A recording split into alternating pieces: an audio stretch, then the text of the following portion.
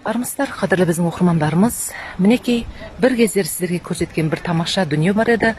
Қайта айналып келіп отырмыз. Сайрамдағы дәл осы жер Әзіреті Сұлтан Қожа Ахмет Яссауидің кіндік қаны тамған жер делінеді. Осы бір түп бұта, осының айналасындағы мына кішкене ойық болып жатқан жерді Яссауидің кіндік қаны тамған жер деп айтады. Десе дегендей, бұл бір абат мекен. Бұған дейін де сан рет көрсеткенбіз бейне жазбаларымызда.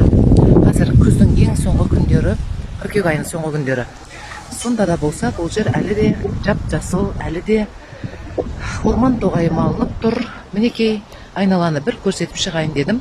Мынау биіктеу төбеде осы Яссауи бабамыздың кіндік қаны тамған жер орналасқан екен. Негізі, сонау қыраттың басында, қарсы жақта қыраттың басында біз мана көрсеткен Яссауи бабамыздың әкесі Ибрахим атаның кесенесі орналасқан. Міне мына жер жаңа ғана айтып өткен Яссауи бабамыздың кіндік қаны тамған жер. Жалпы осы өңірдің бәрі Яссауи бабамыздың әулетіне тиесілі болғанға ұқсайды. Өйткені сәл ғана төменде біз жеке бір бейне жазбамызда көрсетіп өткен Махмуд хан атаның қабірстаны бар. Ол жерде біз сол бейне жазбада біз арнайы Махмуд хан атаның Әзіреті Сұлтан Қожа Ахмет Яссауидің шежіресін көрсеткенбіз.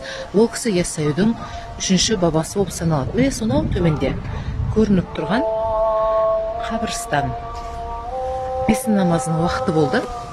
Біз көрсеткен сонау тұрған мешіт, ол да Ибрахим атаның мешіті деп аталады.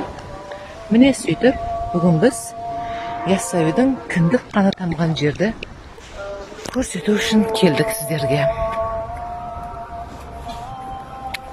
Жап-жасыл абат мекен. Бізде бір қол бұлғап қояйық көрінсек.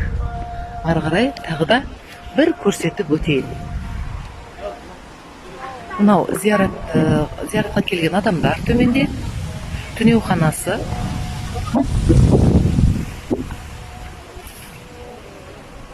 Бұл жолы әдейі қарағұрым халықты ертпей, аз ғана адаммен келіп, осы жерді рахаттана зиярат етіп жүрген жайымыз бар. Сөйтіп, Яссауи бабамыздың кіндік қаны тамған жер осы.